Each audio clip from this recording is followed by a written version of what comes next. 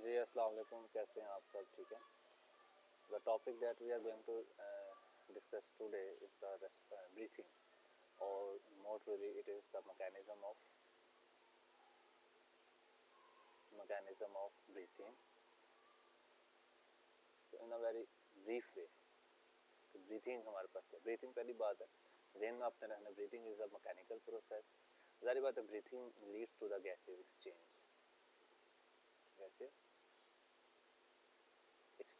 ठीक है जी।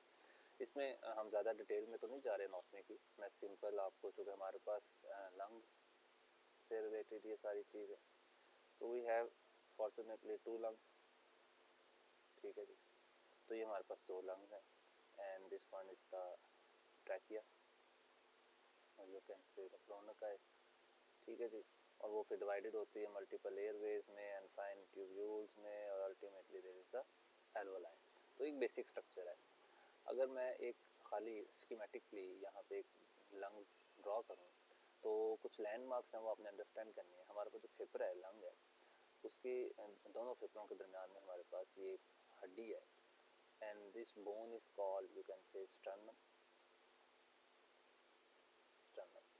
अच्छा, इसके अलावा लंग्स के नीचे ये एक हमारे पास मस्कुलर ऑर्गन है जी, दैट इज़ द डायफ्राम। ठीक है। और हमें पता है ये हमारे पास इस तरह रिब्स हैं।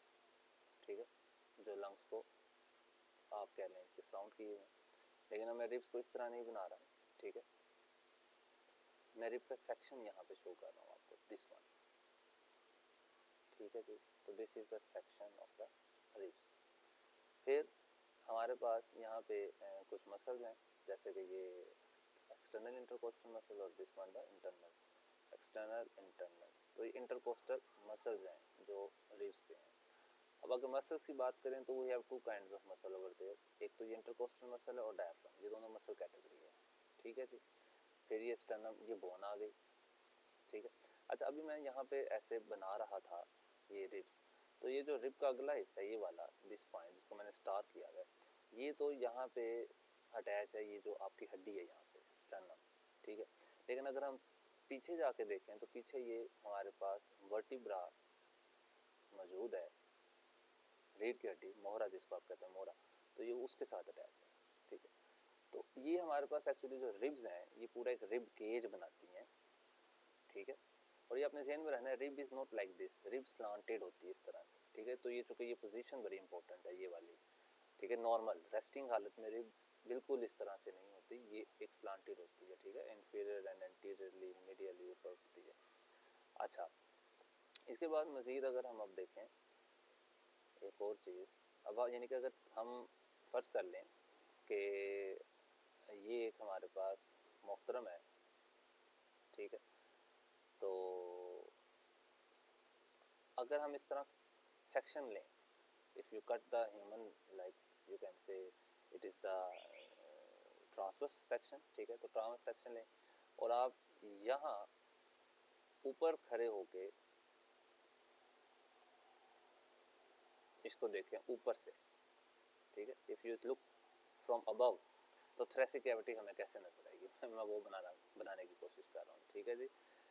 तो don't laugh at my diagrams. So from the top view, how the thoracic cavity will be appear. इसमें ये है कि एक लैंडमार्क हमारा ये आ गया जी, ये आपकी क्या है जी, दिस इज द स्टर्नम। ठीक है। और ये पीछे आपके पास आ गया आपका वर्टिब्रा। ठीक है जी। तो हमारे पास जो रिब्स हैं वो इस तरह से हमारे पास रिब केज बना रही हैं, और ऑफ कोर्स इसके अंदर आपके पास आपके मौजूद होंगे क्या जी, आपके योर ब्यूटीफुल लंग्स। ठीक है जी। तो right lung and the left lung, this is vertebra, this is sternum. तो ये एक नॉर्मल रिब केज है, हॉरिजॉन्टली एंड वर्टिकली एस्पेक्ट जो भी है। अब हम देखेंगे मैकेनिज्म ऑफ ब्रीथिंग। इसमें हमारे पास एक चीज़ आती है, जब हम हवा को आप कह लें कि इनहेल करते हैं, दिस इज इंस्पायरेशन, और आप हवा को एक्सहेल करते हैं, दिस इज एक्सपायरेशन। ठीक है जी। और जो हमारे पास नॉर्मली ब्रीथिंग होती है जी, वो जारी बात है आपका जो ब्रेन मेन स्टेम में हमारे पास मेडुला, रेस्पिरेटरी सेंटर्स हैं और द पॉन्स, तो ये चूँकि ऑटोमेटिक ऑटोनॉमिक है। लेकिन अगर कॉन्शियसली आप करते हैं तो फिर you are working from this point, from the cerebrum, your upper conscious seat, ठीक है, लेकिन वो टेम्परेरी करते हैं। तो कंट्रोल ऑफ द ब्रीथिंग में भी हम इतने डिटेल में नहीं जा रहे, सिर्फ मैकेनिज्म ऑफ ब्रीथिंग देखेंगे, that how we inhale the air inside. तो इनमें से कोई एक चीज़ आपने अंडरस्टैंड करनी है, इनहेलेशन, तो एक्सहेलेशन आपको ऑटोमेटिकली अंडरस्टैंड हो जाती है, ठीक है जी।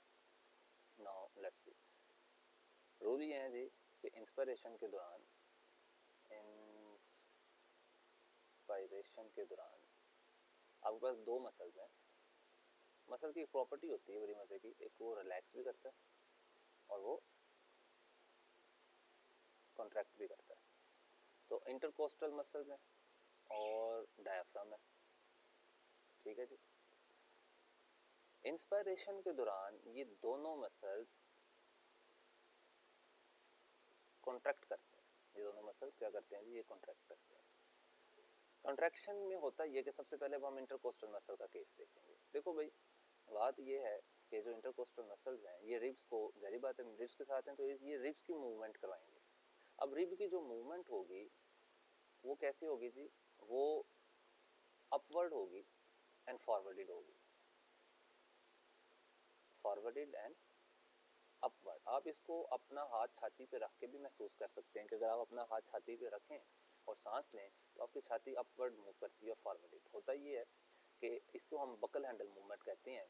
इनिशियली ये जैसे एक बकल है और ये इसके जो हैंडल्स हैं, इनिशियली हमारे रिब्स भी इसी पोजीशन पे हैं, इस तरह से, और ये आगे स्टर्नम के साथ अटैच है इस तरह, और पीछे वर्टिब्रा के साथ अटैच है।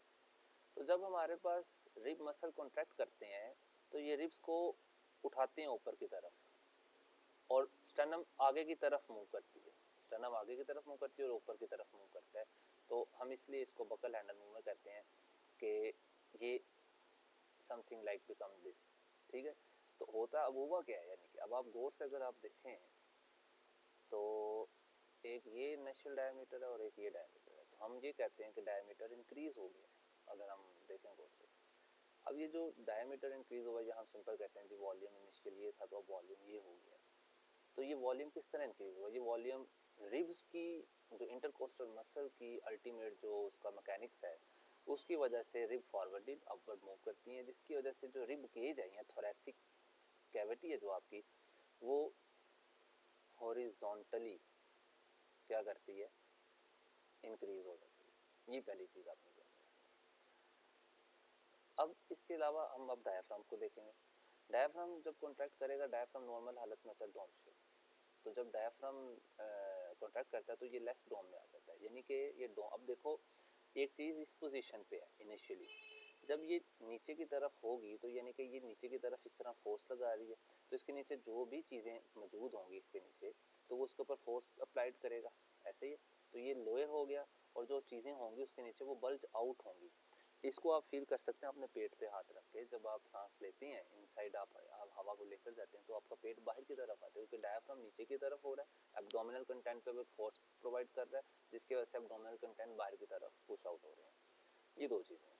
बात ये है कि अब इसकी वजह से जो ये नीचे होगा है तो इसकी वजह से जो थोरेसिक कैविटी इंक्रीज होगी वो हॉरिजॉन्टली नहीं होगी, वो वर्टिकली होगी, ठीक है जी। तो मैं ये कहता हूँ कि इनिशियली जस्ट सपोज करें थोरेसिक कैविटी ये थी तो अब ये हो गई होगी, ठीक है। तो बात ये तो भाई थोरेसिक कैविटी इंक्रीज हुई है ना, thoracic cavity is comprise of the rib cage, यानी कि रिब्स की बनी हुई, यानी कि जो रिब केज है आपका वो वॉल्यूम इंक्रीज हो गया। उसके इंक्रीज होने से हमारे लंग्स पे क्या असर पड़ेगा, तो उसको भी समझने के लिए फिर हमें थोड़ी सी एनाटॉमी और मजीद देखनी पड़ेगी। उसमें होता ही है कि देखें, ये फर्स्ट कर लें, मैं बहुत सी स्कीमेटिक डायग्राम बना रहा हूँ कि ये हमारे पास लंग है, ये मेरी स्टर्नम है, ये मेरा डायफ्राम है और ये रिब है। लंग्स के गिर्द एक मेम्ब्रेन होती है and that is the pleural membrane. ये एक ही होती है जो डबल हुई होती है, तो हम इसको डबल कर रहे होते हैं, कह रहे होते हैं। तो एक साइड जो होती है इसकी उसमें फुली लंग्स को कवर किया होता है इस तरह से, this is visceral pleural membrane या इंटरनल प्लूरल मेम्ब्रेन।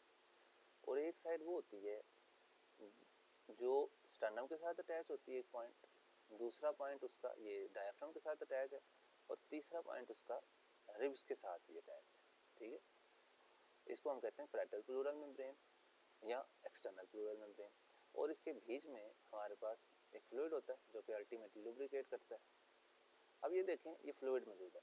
अब जब ये जो रिब है ये जब इस तरफ स्ट्रेच होगी, मूव करेगी, डोंट यू थिंक कि ये इसके साथ अटैच है और ये इसके साथ अटैच है, तो लंग्स भी इस तरफ खींचे जाएंगे, क्योंकि लंग्स को याद रखना है आपने कि lungs are spongy in nature. Lungs की जो नेचर है वो क्या है जी, स्पॉन्जी इन नेचर है। जब डायफ्राम इधर नीचे को मूव करेगा तो लंग्स मेरे इधर भी मूव करेंगे। स्टर्नम जब मेरी फॉरवर्ड मूव करेगी और रिब्स ऊपर की तरफ मूव करेंगे तो ये इस तरफ भी मूव करेगा। तो अल्टीमेटली अगर ये मेरा इनिशियल वॉल्यूम है लंग का, तो इट बिकम वाइडर, ये ज़्यादा हो जाएगा। अंडरस्टैंड कर रहे हैं आप? तो बड़ा इजी है इसको अंडरस्टैंड करना। तो हुआ क्या है, अल्टीमेटली मैंने इंस्पिरेशन के दौरान अपने मसल्स को कॉन्ट्रैक्ट करके अल्टीमेटली मैंने थोरेसिक कैविटी का वॉल्यूम इंक्रीज किया, जिसका जो कंसीक्वेंस था वो लंग्स पे आया। तो लंग्स का भी जो इंटरनल वॉल्यूम है वो क्या हो गया जी, इंक्रीज हो गया। बॉयज लॉ कहता है जी वॉल्यूम जब इंक्रीज हो जाए तो प्रेशर डिक्रीज हो जाता है, ठीक है, यूनिवर्सल लॉ है। एटमॉस्फेरिक प्रेशर होता है 760 मिलीमीटर ऑफ मर्करी। फर्ज कर लो ये वो इनिशियल पॉइंट है और यहाँ 760 है, यहाँ भी 760 है। थोरेसिक कैविटी मैंने इंक्रीज की, वॉल्यूम मेरा इंक्रीज हुआ, तो मुमकिन है मेरा वॉल्यूम इंक्रीज हो गया, प्रेशर डिक्रीज हो गया, मुमकिन फर्ज कर लो जी 758 हो गया, तो हवा विल रश इनसाइड, तो ये इंस्पिरेशन होगी, ठीक है। कि और ये नेगेटिव सक्शन है हमारे पास, ये ज़हन में रहना, हमने नेगेटिव प्रेशर क्रिएट किया क्योंकि हमने बाहर की निस्बत अंदर ज़्यादा वॉल्यूम इंक्रीज किया, ठीक है। अच्छा, ये हो गया इंस्पिरेशन, गैस एक्सचेंज हो गया, अल्लाह अल्लाह खैर सारा। अब हमने क्या करना है, अब हमने एक्सपिरेशन करनी है। One more thing you have to understand कि अगर आपसे कोई पूछे कि during the inspiration which muscles plays the major role, the answer is diaphragm, ठीक है। ये मैं क्वाइट ब्रीदिंग की बात कर रहा हूँ, स्टर्नस ब्रीदिंग की बात नहीं हम कर रहे। एक क्वाइट ब्रीदिंग, जब आप बैठे हुए इस वक्त लेक्चर सुन रहे हैं तो आपका major part intercostal muscles play कर रहे हैं, डायफ्राम कर रहे हैं, तो मेजर पार्ट डायफ्राम प्ले कर रहे हैं। और अगर आपसे पूछे during expiration in quite breathing which muscles play their major role, the answer is no. why? Because जो एक्सपिरेशन होती है नॉर्मल ब्रीदिंग के दौरान कोई मसल रोल प्ले करता ही नहीं है। हाँ, स्टर्नस में करता है लेकिन नॉर्मल में नहीं करता। क्यों? क्योंकि जिसको आपने कॉन्ट्रैक्ट किया हुआ है, इसको कॉन्ट्रैक्ट किया हुआ है, इसको कॉन्ट्रैक्ट किया हुआ है, उसको आप छोड़ देते हैं, रिलैक्स कर देते हैं, और ये वापस अपनी, अगर ये हुआ था तो ये वापस अपनी नॉर्मल पोजीशन पे चला जाएगा, रिब वापस इस तरह से तो इस तरह आ जाएंगी। तो expiration is a passive, inspiration is a active. अब एक्सपिरेशन में क्या होगा, एक्सपिरेशन में जाहिर बात है अब वापस आप इस पोजीशन पे आएंगे, यानी कि जब आप मसल्स डायफ्राम वापस होगा, रिब मसल भी वापस बैक होंगे, तो अब क्या होगा, अब लंग्स अपनी उस ओरिजिनल पोजीशन पे नहीं आएंगे, क्योंकि असूल फिजिक्स का ये कहता है कि जो हमने भी बात की कि स्पॉन्जी नेचर है, तो जब स्पॉन्जी नेचर है तो जब ये कॉइल बैक करेंगे तो ये थोड़ा सा इनवर्ड और मजीद कंप्रेस होंगे, बाद में अपनी जगह पे आएंगे। तो जब ये इस वक्त यहाँ पे मजीद इस हालत में आएंगे तो यू कैन सी कि यहाँ वॉल्यूम मजीद कम हो गया, प्रेशर इंक्रीज हो जाएगा, तो हम कहेंगे प्रेशर माइट बी पॉसिबल 762 हो जाए, तो हवा विल रश आउटसाइड। तो ये इस तरह साइकिल चलता रहता है। This is the basic mechanism of breathing. उम्मीद है जी आपको समझ आया होगा। मजीद वीडियोस के लिए आप स्टे ट्यून्ड रहें जी, इसको सब्सक्राइब करें, शेयर करें, और कोई भी टॉपिक अगर आपने अपना समझना है तो you may comment on the lecture, तो हम उसको इंशाल्लाह कंसीडर करेंगे। अपना ख्याल रखें। अल्लाह हाफिज़।